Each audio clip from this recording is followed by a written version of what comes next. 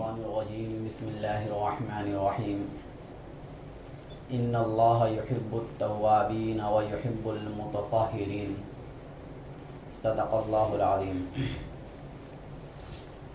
سامعین محترم اور معزز ساتھیوں،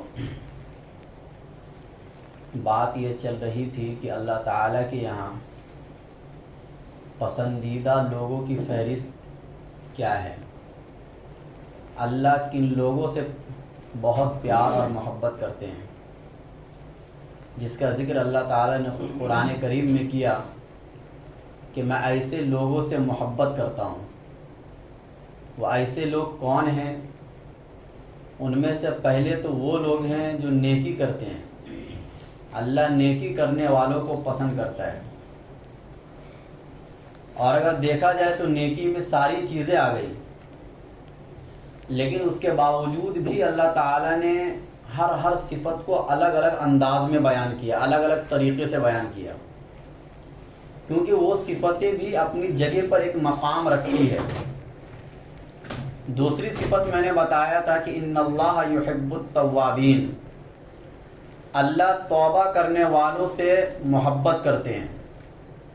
تو دیکھا جائے توبہ بھی نیکی کی ایک قسم ہے، لیکن توبہ اپنی جگہ پر اپنا ایک مقام رکھتی ہے، اس لیے اللہ تعالیٰ نے اس کو بھی الگ سے بیان کیا کہ میں توبہ کرنے والوں کو پسند کرتا ہوں۔ یہ دو صفتوں کا بیان ہوا۔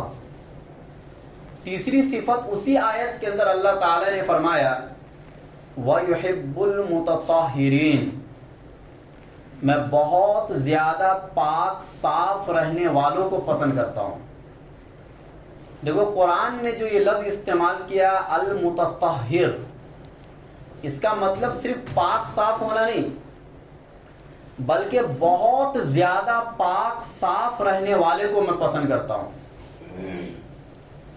یہی وجہ ہے کہ شریعت اسلامیہ کے اندر صفائی پر بہت زور دیا گیا ہے، حتیٰ کہ ایک حدیث میں تو اللہ کے نبی نے یہ فرما دیا، صحیح مسلم کی حدیث ہے کہ الطہور شطر الایمان، پاکی ایمان کا آدھا حصہ ہے۔ شطر کا معنی ہوتا ہے عربی کے اندر شے کی بہت بڑی چیز، یعنی کسی چیز کا بہت بڑا حصہ، بہت اہم حصہ۔ عربی میں لفظ شطر اس معنی کے لیے استعمال ہوتا ہے۔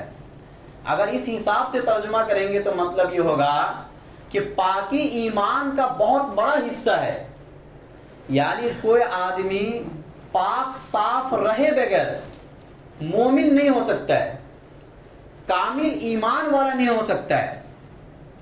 آج کل ہم لوگ صفائی ستھرائی کو کلچر کا حصہ قرار دیتے ہیں، حالانکہ یہ صفائی ستھرائی کلچر کا حصہ نہیں، یہ ہمارے مذہب کا حصہ ہے۔ جس طریقے سے نماز ہماری مذہب کا حصہ ہے، زکوٰۃ اور دیگر عبادات یہ ہمارے مذہب کا حصہ ہے، اسی طریقے سے صفائی اور ستھرائی بھی یہ ہمارے مذہب کا حصہ ہے۔ جب تک آپ اپنے ذہن میں یہ بات نہیں بیٹھائیں گے کہ یہ ہمارے مذہب کا حصہ ہے، آپ اس وقت تک اس پر صحیح طریقے سے عمل نہیں کر پائیں گے۔ یہاں پر رک کے ایک بات اور سمجھنا ہے کہ ایک ہوتا ہے صاف ستھرا رہنا، ایک ہوتا ہے پاک رہنا، یہ دونوں میں فرق ہے۔ دنیا کے جتنے بھی مذاہب ہیں وہ صاف ستھرا رہنے کی تعلیم تو دیتا ہے، اور صاف ستھرا لوگ رہتے بھی ہیں، لیکن اسلام اس سے ایک قدم بڑھ کر اور بھی اوپر کی چیز کا حکم دیتا ہے، یعنی پاک رہنے کا۔ جو آدمی پاک ہوگا وہ صاف بھی ہوگا، لیکن جو آدمی صاف ستھرا ہوگا اس کا پاک ہونا ضروری نہیں ہے۔ جیسے مثال کے طور پر کسی کو غسل کی ضرورت پڑ گئی، وہ آدمی غسل تو نہیں کیا جیسے اسلام نے حکم دیا ہے، لیکن وہ بہت اچھے کپڑے پہن لیا، خوشبو لگا لیا، ہر مطلب جو بھی مناسب طریقے ہوتے اچھے بننے کے وہ سب کچھ اس نے کر لیا، تو اس آدمی کو صاف ستھرا تو کہا جائے گا، لیکن شریعت کی نظر میں اس کو پاک نہیں کہا جائے گا۔ تو اسلام جو آپ سے مطالبہ کرتا ہے وہ صرف صفائی ستھرائی کا نہیں، بلکہ اس سے بھی ایک اوپر کی چیز پاک بھی رہنے کا، اور آج کل تو ہمارا یہ حال ہے کہ پاک انسان کیسے ہوتا ہے یہ کسی کو معلوم ہی نہیں، بلکہ یہ اتنا بڑا حصہ ہے اسلام کا کہ آپ چاہے حدیث کی کتابیں کھول لو اور چاہے فقہ کی یا مسائل کی جو بھی کتابیں لکھی جاتی ہیں، ان میں سب سے پہلا جو مسئلہ لکھا جاتا ہے وہ طہارت اور پاکی اور صفائی کے جو مسائل ہیں وہ لکھے جاتے ہیں کسی بھی کتاب کے اندر، اور ایک دو پیج میں نہیں، ایک دو لائن میں نہیں، تقریباً 50 پیج 100 پیج ایسے مسائل لکھے جاتے ہیں پاکی اور صفائی کے. لیکن آج کل ہم لوگ ان مسائل کو پوچھنے میں شرماتے ہیں، حالانکہ جن مسائل کو خود قرآن اور حدیث نے چھیڑا ہے ان مسائل کو بیان کرنے میں اور ان مسائل کو پوچھنے میں آدمی کو شرمانا نہیں چاہیے اور اس کو حیا کے خلاف نہیں سمجھنا چاہیے. لوگ یہ سمجھتے ہیں، بلکہ بہت سی عورتیں آج یہ سمجھتی ہیں کہ ہم اپنے پاکی اور ناپاکی کے مسائل ان علماء سے کیسے پوچھیں گے، حالانکہ اللہ کے نبی صلی اللہ علیہ وسلم کے زمانے میں عورتیں مسجد میں کھڑی ہو کر اللہ کے نبی صلی اللہ علیہ وسلم سے اپنے پاکی اور صفائی کے مسائل پوچھا کرتی تھی. چنانچہ حضرت ام سلیم رضی اللہ تعالی عنہا جو اللہ کے نبی صلی اللہ علیہ وسلم کی موقع بموقع خدمت بھی کیا کرتی تھی، حضرت انس رضی اللہ تعالی عنہ کی والدہ وہ کھڑی ہوتی ہے ایک مرتبہ اور اللہ کے نبی صلی اللہ علیہ وسلم سے سوال کرتی ہے کہ کیا عورت اگر خواب میں کچھ دیکھے اور پانی کا کوئی قطرہ گر جائے تو کیا جس طرح مرد پر غسل واجب ہوتا ہے عورت پر بھی غسل واجب ہوگا؟ یہ بات کہاں پر پوچھ رہی حضرت ام سلیم؟ مسجد نبوی کے اندر کسی نماز کے بعد بڑے بڑے اکابرین صحابہ بیٹھے ہوئے ہیں اور اللہ کے نبی سے سوال ہو رہا ہے. حضرت عائشہ صدیقہ رضی اللہ تعالی عنہا چونکہ چھوٹی عمر کی تھی وہ شرما گئی اور ان کو یہ مسئلہ معلوم بھی نہیں تھا کہ ایسا بھی ہوتا ہے. حضرت ام سلیم بہت بڑی عمر کی تھی، ان کو یہ مسئلہ پیش آیا. اللہ کے نبی صلی اللہ علیہ وسلم نے فرمایا کہ ہاں، جس طریقے سے مرد پر غسل واجب ہوتا ہے، فرض ہوتا ہے، اسی طریقے سے خواب میں غفلت میں ناپاک ہو جانے کے بعد عورت پر بھی غسل واجب ہوتا ہے. اس کے بعد حضرت عائشہ صدیقہ رضی اللہ تعالی عنہا جب بعد میں اللہ کے نبی صلی اللہ علیہ وسلم کے ساتھ اکیلے میں ہوئی تو اللہ کے نبی صلی اللہ علیہ وسلم نے ان سے کہا کہ اس میں شرمانے کی کون سی بات ہے، یہ ایک فطری چیز ہے.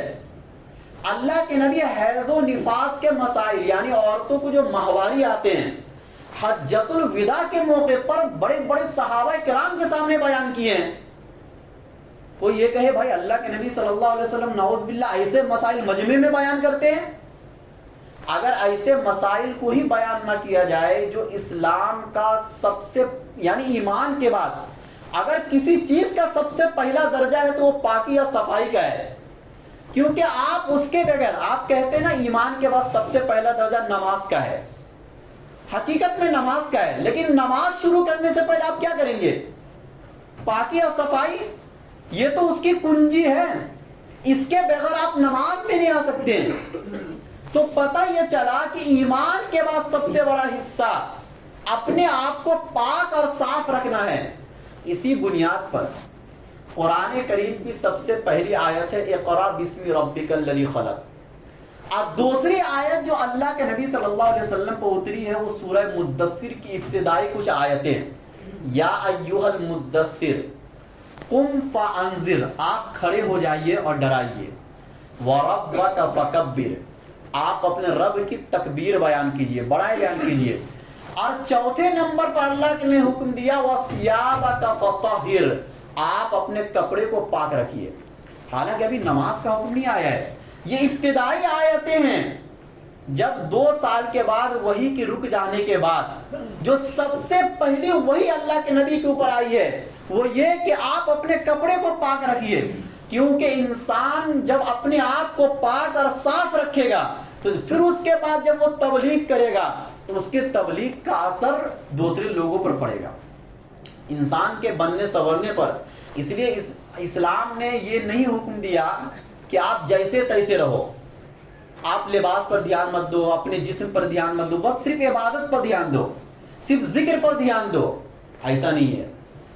اللہ نے سورہ یعنی 11ویں پارے کے اندر سورہ توبہ کی غالباً آیت ہے کہ مسجد قباء جو اسلام کی سب سے پہلی مسجد کہلاتی ہے، اس میں جو لوگ نماز پڑھتے تھے اللہ تعالیٰ نے ان لوگوں کی تعریف فرمائی اور فرمایا فیہ رجال یحبون ان یتطہروا، اس میں کچھ لوگ ایسے ہیں جو صفائی اور ستھرائی میں بہت زیادہ مبالغہ کرتے ہیں.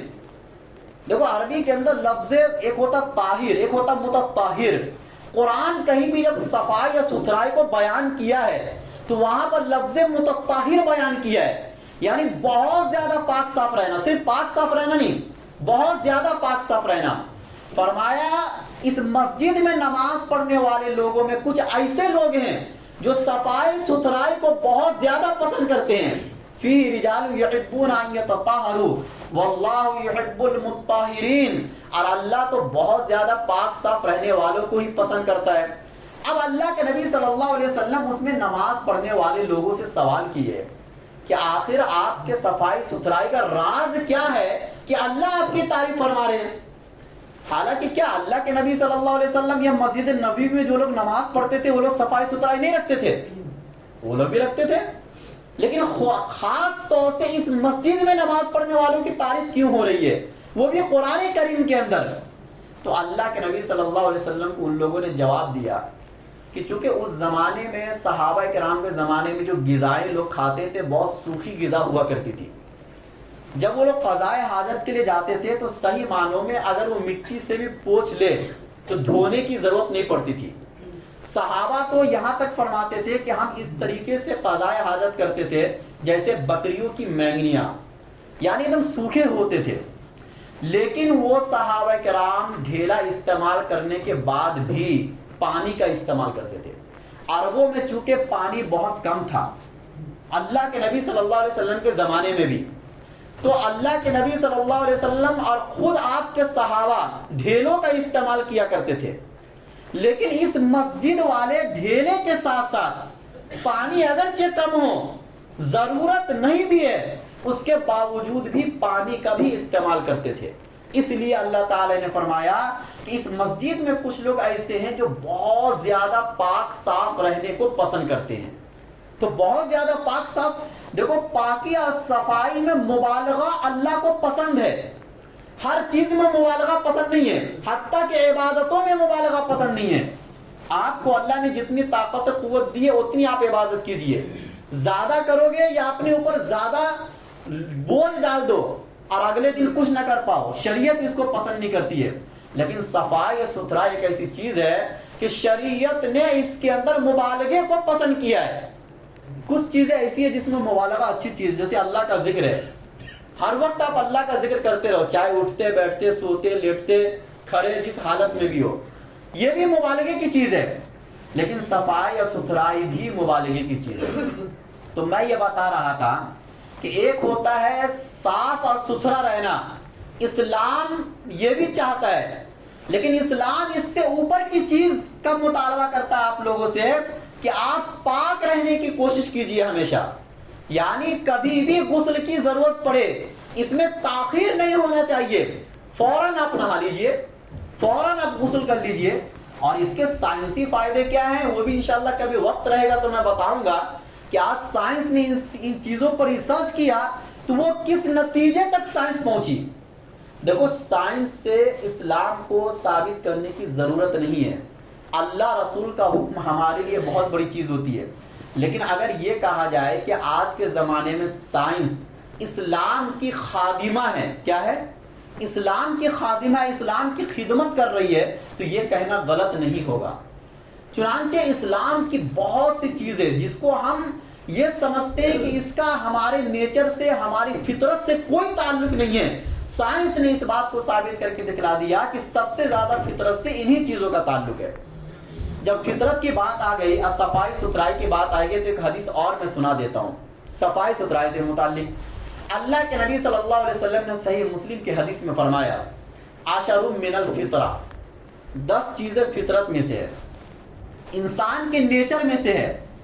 اگر انسان وہ کام نہیں کر رہا ہے، یہ 10 ہی چیزوں میں منحصر نہیں، اور بھی چیزیں، لیکن ایک حدیث میں اللہ کے نبی نے 10 باتوں کو بیان فرمایا، اگر انسان میں یہ باتیں نہ پائی جائے تو یہ سمجھا جائے گا کہ یہ فطرت سے اور نیچر سے ہٹ گیا ہے۔ نمبر 1، قص الشاربی، مونچھ کو کتروانا۔ ایک آدمی کے مونچھ ایک دم بڑے بڑے ہو رہے ہیں، کچھ منہ میں جا رہے ہیں، کچھ ناک میں جا رہے ہیں، یہ صفائی اور ستھرائی کے خلاف ہے، اسلام اس کو پسند نہیں کرتا ہے۔ آپ یا تو مونچھ اتنے بڑے رکھو کہ جو ناک میں اور منہ میں نہ جائے، آپ کے سانس لینے سے آپ کے مونچھ کا کوئی تعلق نہیں ہونا چاہیے، اور آپ جب کوئی لقمہ منہ میں ڈالے تو کوئی ایک لقمہ بھی اس بال سے نہیں ٹکرانا چاہیے، اس حالت میں آپ کے مونچھ ہونا چاہیے۔ اگر کوئی بڑے بڑے رکھ رہا ہے تو یہ اسلام کے بھی خلاف ہے، فطرت کے بھی خلاف ہے۔ اس لیے اللہ کے نبی صلی اللہ علیہ وسلم نے یہ نہیں کہا کہ یہ 10 چیزیں اسلام میں سے ہے، بلکہ یہ کہا کہ یہ 10 چیزیں نیچر میں سے ہے، فطرت میں سے۔ فطرت کا مطلب یہ ہوتا ہے فطرت اللہ التی فطر الناس علیہا، یعنی اللہ کی وہ فطرت جس پر انسان کو اللہ نے پیدا کیا ہے۔ تو جس چیز پر اللہ نے ہمیں ڈھال دیا ہے، مان لو جیسے مثال کے طور پر موبائل کا ایک کام ہوتا ہے، کمپیوٹر کا ایک کام ہوتا ہے، اس کو جس چیز کے اوپر ڈھال دیا گیا وہ اپنے آپ وہ کام کرتا چلا جاتا ہے۔ تو انسان کو بھی فطرت کا مطلب یہ ہوتا ہے کہ جن چیزوں کو یہ کہہ کر بیان کیا جا رہا ہے کہ یہ فطرت ہے، مطلب یہ ہے کہ آپ کو اس کام میں لگا دیا گیا ہے، خود بخود یہ کام ہونا چاہیے۔ لیکن اگر نہیں ہو رہا آپ سے یہ کام تو یہ سمجھا جائے گا کہ آپ فطرت یعنی انسانیت سے بہت دور چلے گئے۔ کس سے بہت دور چلے گئے؟ انسانیت سے بہت دور چلے گئے، اسلام سے نہیں۔ اسلام تو اس سے بھی اوپر کی چیز ہے، آپ انسانی پہلے انسان بنو پھر اسلام میں آؤ، یہ مطالبہ ہے۔ تو عشر من الفطرہ، نمبر 1 قص الشارب، مونچھ کو کتروانا، بڑے بڑے مونچھ رکھنا یہ اچھی چیز نہیں ہے۔ نمبر 2 وَإِعْفَاءُ اللِّحْيَةِ، داڑھی کو بڑھانا۔ داڑھی کے اوپر انشاءاللہ مستقل میں کبھی آپ کو عقل کی روشنی میں اور سائنس کی روشنی میں، چونکہ قرآن اور حدیث کی روشنی میں ہر آدمی سمجھنے لگا ہے کہ کیا حکم ہے، ہر آدمی کو معلوم ہے کہ داڑھی رکھنا چاہیے، لیکن لوگوں کو آج کل ایسا لگ رہا ہے کہ داڑھی رکھنے سے نقصان ہے، یا داڑھی رکھنے سے لوگ ان کو گرا ہوا سمجھیں گے۔ تو آپ کو میں بڑی بڑی یونیورسٹی اور جو بڑے بڑے سائنسداں جو اس بارے میں ریسرچ کیے ہیں، انشاءاللہ کبھی ٹائم ملا تو میں اس چیز کے اوپر مکمل طور سے آپ کو سمجھاؤں گا کہ داڑھی رکھنے سے خود آپ کے جسم کے اندر کتنا فائدہ ہے۔ خود آپ کے جسم کے اندر جو بہت سی بیماریاں آج جنم لے رہی ہے، حقیقت میں سینکڑوں بیماریاں آج کے بڑے بڑے ماہرین ڈاکٹر نے ثابت کر دیا کہ داڑھی رکھنے سے ختم ہو جاتی ہے، صرف داڑھی رکھنے سے۔ لیکن مجھے ابھی صرف اتنا بتانا ہے اس حدیث کے تعلق سے کہ داڑھی کو بڑھانا اسلام کا تو حکم ہے ہی، اس کے ساتھ ساتھ یہ نیچر اور فطرت میں سے ہے، یہ انسانیت کا تقاضا ہے۔ اس کا تقاضا یہ، ایک آدمی اگر داڑھی نہیں رکھتا ہے تو وہ اسلام سے دور نہیں، وہ انسانیت سے دور ہو گیا، وہ نیچر سے ہٹ گیا۔ اور اللہ تعالیٰ نے مرد اور عورت کے درمیان فرق کرنے کے لیے اللہ نے داڑھی کو رکھا ہے۔ اگر کوئی انسان داڑھی نہیں رکھتا ہے تو گویا کہ وہ اپنے آپ کو یہ بتلا رہا ہے کہ اللہ آپ نے مجھے مرد بنایا تھا، میں مرد بننے کو تیار نہیں ہوں، یہ گویا کہ آپ ثابت کر رہے ہیں۔ یہی وجہ ہے کہ داڑھی رکھنا تمام نبیوں کی سنت رہی ہے۔ آدم علیہ السلام سے لے کر آج تک جتنے بھی بڑے مذاہب گزرے ہیں، ہر ایک مذہب کے ماننے والوں میں آپ داڑھی کا حکم آپ کو ملے گا، چاہے وہ حق مذہب ہو اور چاہے وہ باطل مذہب ہو، اس سے کوئی لینا دینا نہیں۔ یہی وجہ ہے کہ ہر مذہب کے رہنما اور پیشوا جو ہوتے ہیں ان کو داڑھی ہوتی ہے، اگر داڑھی نہیں ہوتی ہے لوگ ان کو پیشوا ماننے سے انکار کر دیتے ہیں۔ یہ داڑھی اتنی بڑی چیز ہے کہ آپ کی حیثیت اور آپ کی ویلو کو لوگوں کے سامنے بڑھاتا ہے۔ اور اسی طریقے سے جن کی داڑھیاں ہوتی ہیں ان کے گھر میں ان کا روب و دبدبہ الگ طریقے کا ہوتا ہے. ان کے بچے جتنا ان سے ڈرتے ہیں اور ان سے کچھ سیکھنے کی کوشش کرتے ہیں اتنا ان لوگوں سے سیکھنے کی کوشش نہیں کرتے جن کو داڑھی نہیں ہوتی ہے. تو بہرحال دوسری چیز جو انسانیت کا حصہ ہے وہ کیا ہے؟ داڑھی رکھنا، داڑھی بڑھانا ایک حد تک، اور وہ کتنا حد ہے وہ شریعت میں متعین ہے. اس کے بعد اللہ کے نبی صلی اللہ علیہ وسلم نے فرمایا کہ وہ تقلیم الاظفار، ناخن کو کاٹنا. آج کل فیشن ہو گیا ہے ناخن بڑھانا، خاص طور سے یہ فیشن لڑکیوں میں بڑھتا جا رہا ہے. لمبے لمبے ناخنیں رکھنا، یہ ناخن کو رکھنا اسلام کا بھی حصہ نہیں، انسانیت کا بھی حصہ نہیں ہے. اور جب آدمی ناخن بڑے بڑے رکھتا ہے تو ظاہر سی بات ہے اس میں گندگی جمتی ہے، بیٹھتی ہے. آپ اسی ہاتھ سے کھانا کھاتے ہیں، کتنا عجیب سا لگتا ہے. دیکھو جن چیزوں کو اللہ تعالیٰ نے کاٹنے کا حکم دیا ہے ان چیزوں کو اللہ نے بڑھایا بھی ہے. ایسا نہیں کہ پھر آج آپ ناخن کاٹ دیں گے کل کو آپ کے ناخن نہیں آئیں گے.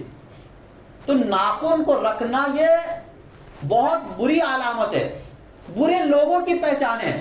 ایسے لوگوں کے ہاتھ سے کھانا پینا یہ اچھی چیز نہیں ہے، بچنا چاہیے. جراثیم ہوتے ہیں ان کے ناخنوں کے اندر، جن جراثیم سے خود ان کو بھی بیماری پھیلتی ہے اور ان کی بیماری آپ کو بھی پھیل سکتی ہے. تو اللہ نے اپنے جسموں سے جن چیزوں کو دور کرنے کا حکم دیا وہ اس کا فائدہ صرف آپ کو آخرت میں نہیں ہوگا، اس کا فائدہ آپ کے جسم کو بھی ہوتا ہے. آپ کی صحت سے ان چیزوں کا بہت بڑا تعلق ہے.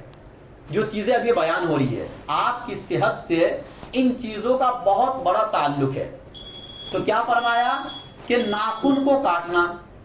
اسی طریقے سے اللہ کے نبی صلی اللہ علیہ وسلم نے فرمایا وَحَلَقُ الْآنَا وَنَطْفُ الْإِبِطِ، یعنی بغل کے بال کو صاف کرنا. آج کل کچھ قومیں ایسی ہیں جو بغل کے بال کو اور زیر ناف بال کو صاف نہیں کرتے ہیں. حالانکہ ان چیزوں کو رکھنے سے گندگی تو پھیلتی ہے، دوسروں کے اذیت کا بھی سبب بنتی ہے یہ چیزیں.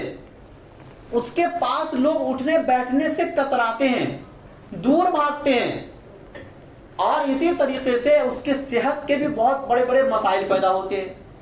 تو اللہ کے نبی صلی اللہ علیہ وسلم نے حکم دیا کہ آپ بغل کے بال کو بھی صاف رکھو ہمیشہ.